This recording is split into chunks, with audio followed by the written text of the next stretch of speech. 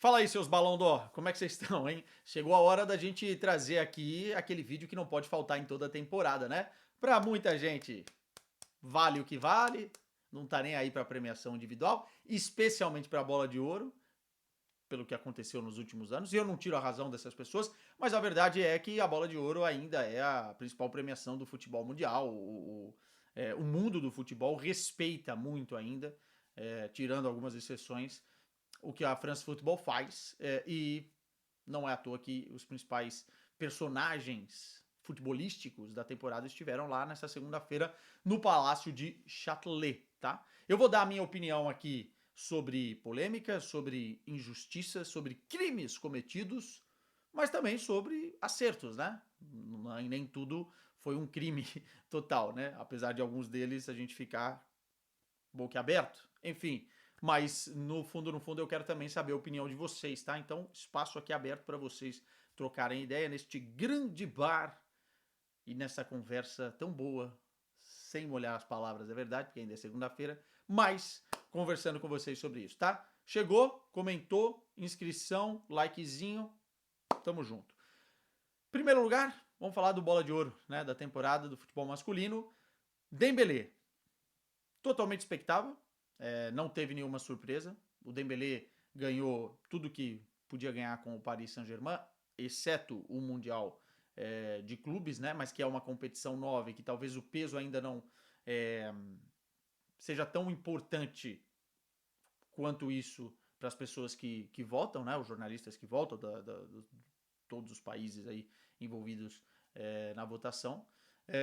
Mas ganhou a Liga dos Campeões, sendo um dos protagonistas, juntando gols e assistências, tem mais de 50 na temporada, né? Participações aí. Foi realmente a cara dentro de campo, muitas vezes, dessa equipe do Luiz Henrique, especialmente se reinventando como jogador de futebol, né? Deixou de ser aquele ponta rápido, driblador que a gente viu e reviu na Bundesliga e que depois foi pro Barcelona e acabou ficando na sombra de outros jogadores e não conseguiu performar e não conseguiu se desenvolver. E aos 28 anos agora, depois de não estar nas listas de melhor do mundo dos últimos anos, chega pela primeira vez aí e consegue estar na primeira colocação, né? É bonita a história do Dembélé, tá? Achei o momento bonito também, ele subindo no palco com a mãe, nervoso ali, tenso, suando, enfim. Por mais que o cara estivesse preparado para ganhar o prêmio, ou estivesse na expectativa, quando se ganha um prêmio desse tamanho, ainda mais um jogador como o Dembélé, que não é um fora de série, mas fez uma temporada de fora de série, é óbvio que deve dar um clique na cabeça do cara, em um filme de tudo o que ele passou, né? Tem muito do Luiz Henrique nesse título do Dembélé, porque a gente tem que lembrar desse prêmio, na verdade. A gente tem que lembrar, cara, que o Luiz Henrique chegou a afastar nesta temporada o Dembélé por questão disciplinar, né? E o Dembélé baixou a cabeça, trabalhou e conseguiu se revelar e se encontrar numa outra posição, como uma espécie de falso 9, um centroavante móvel que conseguia encaixar muito bem naquilo que o Paris Saint-Germain fazia de melhor, talvez, a nível de marcação, né? Aquela pressão alta, aquele abafa. A imagem dele na final da Liga dos Campeões, esperando a saída de bola do Sommer, como se fosse matar alguém, né? Com o olho fixo na bola para correr e dar a pressão alta, revela bem o que o Luiz Henrique conseguiu fazer com o Dembélé e o que ele conseguiu tirar de um jogador que muitas vezes não fluiu, né? E não funcionou em diversos contextos. Então tem muito do Luiz Henrique nesse título, dessa conquista individual do Dembélé, e eu acho justo. Porque se a gente for pegar os concorrentes diretos do Dembélé, agora tem o Vitinha na terceira colocação, mas a gente colocava Rafinha, Lamine Yamal e o próprio Dembélé. Cada um vai ter algo importante e relevante dentro da temporada. O Lamine, a parte mais lúdica, de sensações, de entregar o entretenimento que todo mundo liga a TV para assistir. Eu vi esse cara em loco e é isso mesmo. Acho que o Lamine ainda vai empilhar a bola de ouro se continuar do jeito que está e se evoluir ainda mais. O Rafinha te entregou influência dentro das conquistas do Barcelona e talvez daquele que foi um dos melhores times da temporada, com gols e assistências, especialmente no primeiro momento da temporada, foi o principal jogador de longe do Barça. E depois você tinha o Dembélé, que tinha o título da Liga dos Campeões, sendo protagonista na reta final, fazendo gols importantes, como contra o Arsenal, dando assistência na final e sobrou também, junto com toda a equipe na final da Liga dos Campeões. Então, dentro dos concorrentes que o Dembélé tinha, o Dembélé conseguia juntar os números, algumas grandes performances e também os títulos. Então, esse combo fez com que o Dembélé vencesse. Para mim é muito justo, tá? Para mim é muito justo. Quem chama o Dembélé de bagre, é um dos piores vencedores da Bola de Ouro.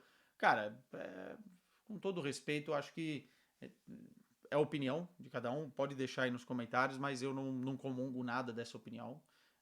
O Rodri, sim, foi uma anomalia na temporada passada. Não pelo jogador que porque talvez uma temporada antes deveria ter vencido, né? E a gente sabe quem venceu, e o Rodri não conseguiu vencer. E depois tiraram do Vinícius Júnior na temporada passada. Isso sim é um crime. Agora, o Dembélé ganhar é justíssimo. É justíssimo. E se configurou num jogador da melhor equipe eleita pela France Football também na temporada, com o melhor treinador. O Paris Saint-Germain é o grande vitorioso da noite, não apenas pelo Dembélé, mas por todo o conjunto da obra, né? E é justo que seja assim. É justo que seja assim. Mesmo e deixando o clubismo à parte. Vamos fazer o seguinte, eu vou um por um, eu separei aqui, pra gente trocar essa ideia, eu separei aqui do 30º até o segundo, né? Porque o primeiro eu já falei que foi justo. Antes disso, Donnarumma fecha a conta, passa a régua, né? Enfim, justíssimo, foi o protagonista da reta final desse Paris Saint-Germain, e se não fosse o Donnarumma, muito provavelmente as coisas teriam ficado feias contra a Aston Villa, por exemplo, ou até mesmo naquele jogo épico contra o Liverpool, ele foi o herói. E o Luiz Henrique ganhando o melhor treinador também. Mesmo o Hans Flick tendo feito um grande trabalho, acho que era justíssimo. Porque o Luiz Henrique também pega um time, é um trabalho de 2 anos, é um trabalho difícil, porque ele tem que bater de frente com aquilo que estava sendo a cultura do clube, com estrelas. Ele faz um time para ele chama a responsabilidade e ele entrega. Então, é indiscutível para mim o Luiz Henrique. E o Hans Flick vai ter que esperar mais um pouco. Injustiça e crime cometido em 2020, né? Quando ele ganha absolutamente tudo e não ganha como o melhor treinador, né? Aí sim, injusto, mas o Hans Flick tem potencial para nessa temporada, caso o Barcelona consiga as conquistas, tá nessa conversa mais fortemente do que esteve, inclusive, nessa temporada.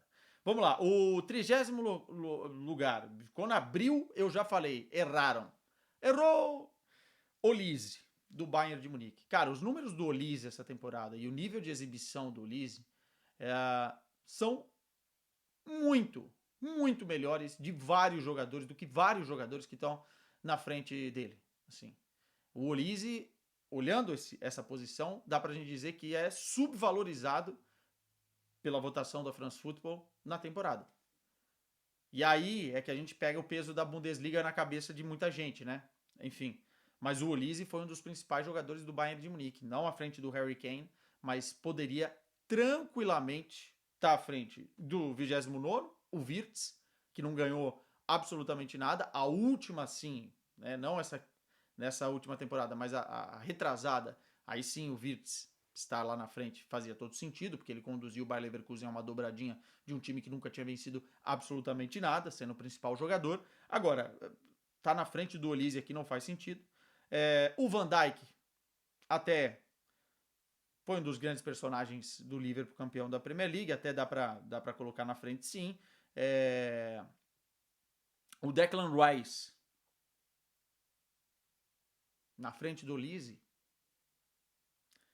Haaland, enfim, Dumfries, por mais que tenha feito aquele golaço e tenha sido importante na caminhada até a final.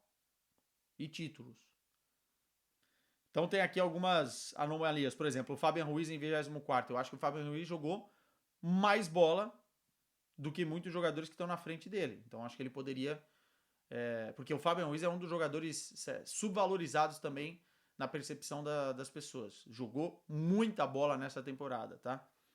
Aí você tem Bellingham em 23º, enfim, McAllister. O Guirassy vai aparecer em 21º. Tudo bem que ele foi a cara e a personalidade do Borussia Dortmund, mas não ganhou absolutamente nada na temporada.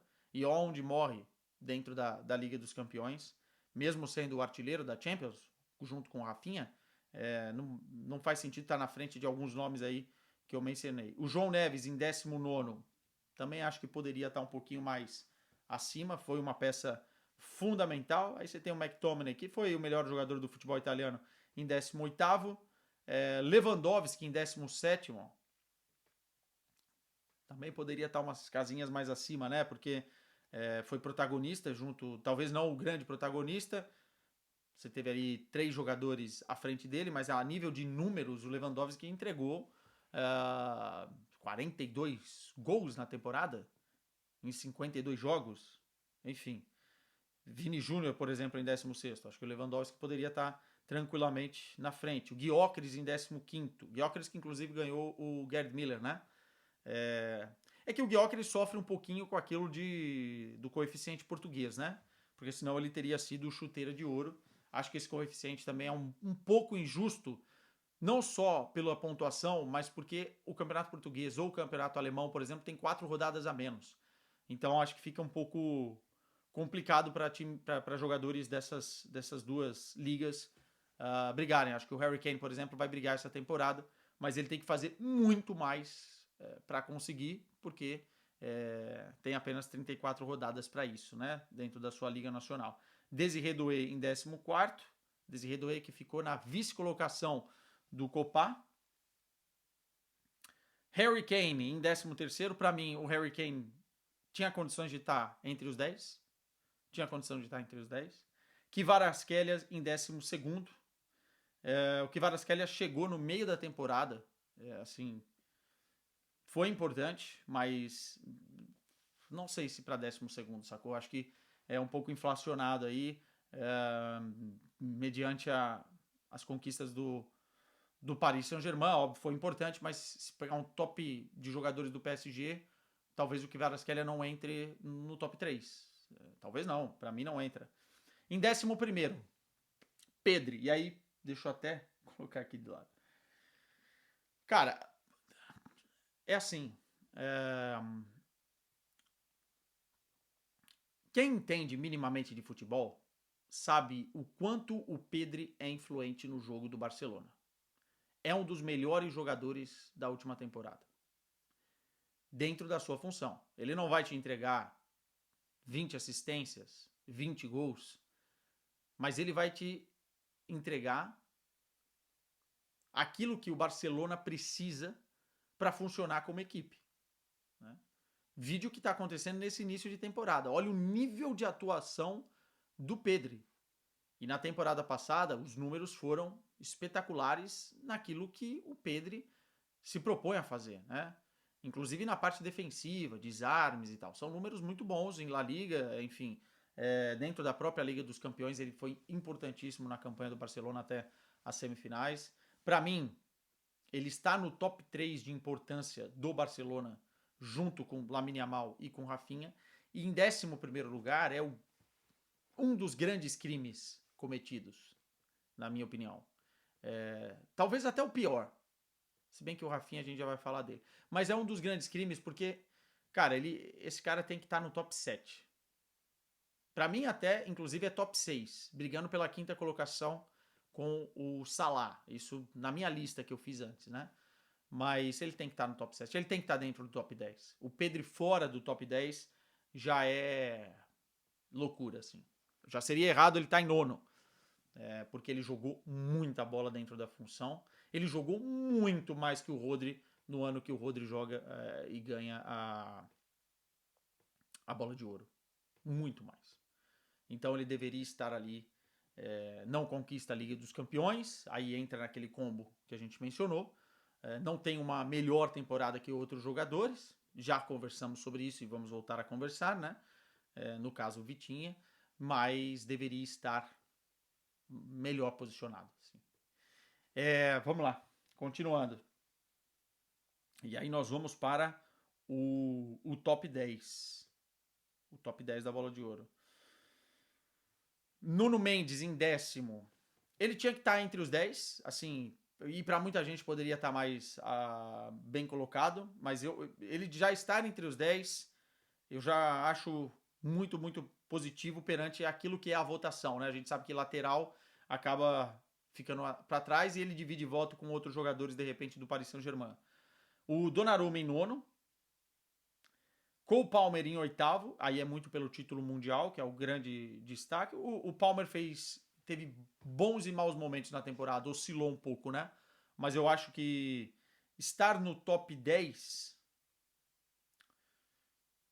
Tinha gente que merecia mais do que ele tá em oitavo. Vamos falar o que é verdade. Eu sei que tem muita gente que é fã do Palmer, inclusive eu, tá? Eu gosto muito do futebol dele, mas o Chelsea não ganha a sua Liga Nacional. O Chelsea não estava na Liga dos Campeões, enfim. Há aí alguns fatores que me fariam não colocar o Cole Palmer aí. Kylian Mbappé foi o chuteira de ouro da temporada, tá em sétimo. Também não sei se era para tanto, sinceramente. Mas ele não está no top 5, porque o Kylian Mbappé ele se torna um voto automático de muita gente já, né? Já me agrada. Se ele estivesse no top 5 aí eu acho que seria um grande escândalo. Agora também acho que não deveria estar em sétimo, tem gente que jogou mais que ele. O Hakimi em sexto. Cara, eu tenho muita dificuldade de escolher qual foi o melhor lateral do Paris Saint-Germain. Porque o Nuno Mendes foi o principal responsável por parar os ataques dos adversários e também foi muito bem ofensivamente. E o Hakimi foi muito bem ofensivamente pelo outro lado. Essa diferença entre sexto a décimo colocado, ela me incomoda um pouco, porque eu acho que os dois estiveram num nível parecido e o Nuno Mendes, inclusive, ganhou Nations League, né? Ganhou Nations League sendo o principal jogador da Nations League. Então, me incomoda um pouco. Eu acho que, para mim, tranquilamente, você podia substituir aqui Hakimi por Nuno Mendes. Né? Mesmo achando que o Nuno Mendes em décimo tá mal colocado aqui. Aí vamos lá, Rafinha em quinto, Salah em quarto, Vitinho em terceiro. Mas vamos falar do Rafinha em quinto. O Rafinha fez uma temporada brilhante. Brilhante. Ele tem tudo. Ele tem liderança, ele tem influência no jogo do Barcelona, ele tem números na Liga dos Campeões, o artilheiro, o melhor garçom, 39 gols, se eu não estou enganado, na temporada, né? 24 assistências. Ele não pode ficar atrás do Salah. Com todo o respeito, acho que o Salah fez um primeiro momento de Premier League avassalador, inclusive lá em janeiro eu votava no Salah como um dos candidatos a vencer, top 2 ali do mundo. Mas ele estar na frente do Rafinha é um crime. É um crime. O Rafinha fez parte daquele, para mim, foi o segundo melhor time do futebol europeu na temporada, a nível de conquistas e a nível de futebol apresentado. E ele merecia mais. Ele merecia mais. Não podia ficar atrás do Salah. Para mim, ele poderia estar num top 3. Né? E para muita gente, poderia, inclusive, vencer a bola de ouro naquilo que foi La Pelota Jugada. Mas eu não sei o que acontece, cara. Eu não sei se dividiu o voto. Eu não sei se os caras estão com alguma coisa com relação a jogador brasileiro. Pá, eu não consigo entender. O Rafinha jogou mais bola que o Salah. Eu acho que também tem muita gente que vota pela Premier League, né? Que assiste pouco outras coisas, que assiste muito a Premier League. Só pode ser isso. E mesmo assim, o Salah não fez um segundo semestre de temporada avassalador para estar na frente do Rafinha. O Rafinha fora do top 4 é um erro muito, muito ruim. Acho que fica a sensação de injustiça nesse caso aí. Mas quero que vocês comentem aqui. Eu sei que tem muito fã do Liverpool que me segue e pode pensar o contrário, né? Salah em quarto, já disse, acho que estaria no meu top 5, né? Ali brigando com o Pedri pela quinta e sexta posição, por aquilo que jogou, enfim, pelos números também. Os números do Salah são impressionantes, dentro do contexto da Premier League, mas a Premier League não define a temporada. Senão a gente vai pegar a Liga Nacional e vai usar ela como o principal balizador, e ele não é, né? Você tem outras competições que definem a temporada, né? A Nations tem relevância hoje em dia, a Champions é a principal delas, a Liga Nacional, enfim, tudo isso conta, né, num bolo. Você não pode só pegar a PL por ser a PL, né? Enfim, e aí falar do top 3. Eu avisei vocês sobre a possibilidade real de Vitinha estar no top 3. Avisamos. Conversamos sobre isso. Falamos sobre ter uma temporada melhor do que outros jogadores, como por exemplo o Pedri, e não significar que o Vitinha é mais jogador ou melhor que o Pedri. Mas nós avisamos. O título da Nations, a caminhada até a final do Super Mundial, onde o Vitinha foi fundamental, né? Jogou muito contra o Atlético de Madrid, jogou muito contra o Bayern de Munique, jogou muito contra o Real Madrid.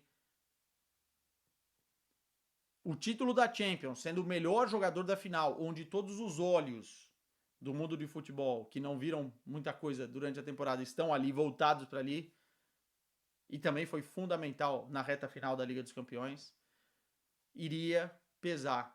E eu avisei no melhor futebol do mundo, que eu achava que o top 3 poderia muito bem ter o Vitinha por conta disso. Assim, tem gente aqui em Portugal que defende o Vitinha como o melhor jogador do mundo.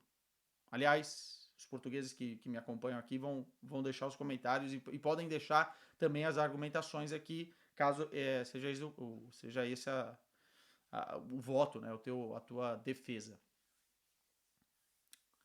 Mas não me surpreende estar no top 3. Eu falei isso, ó. Eu tô falando isso pra vocês aqui no canal, ó. Quanto tempo? Aí uns brigam de cá, outros brigam de lá. Mas eu conheço isso aqui, cara. Entendeu? E eu falei hoje, inclusive, no melhor futebol do mundo, ó, vocês estão avisados. Acho que o Vitinha vai pegar o top 3. Porque eu conversei também com algumas pessoas de outros lugares, não só de Portugal, e tinha essa sensação, essa impressão. Não acho injusto, tá? O Vitinha tá muito bem posicionado. Eu acho que ele foi um dos grandes jogadores da temporada. Ele é aqui de Santo Tirso, é um cara que não tem mídia, é um cara que não tem média, é um cara que foi construindo a sua carreira com base apenas no futebol. Fala pouco, joga muito. E ele é fundamental na dinâmica desse Paris Saint-Germain. Ele é o cara que conecta os setores, ele está em todo lugar do campo para triangular, para fazer o time girar, para fazer o time respirar.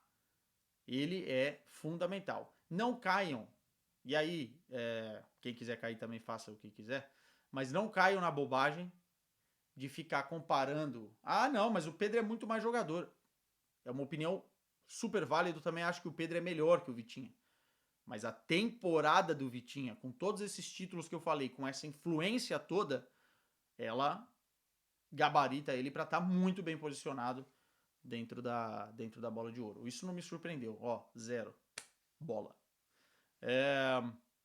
E para terminar, o seu Lamine em segundo. Mostra uma tendência, né?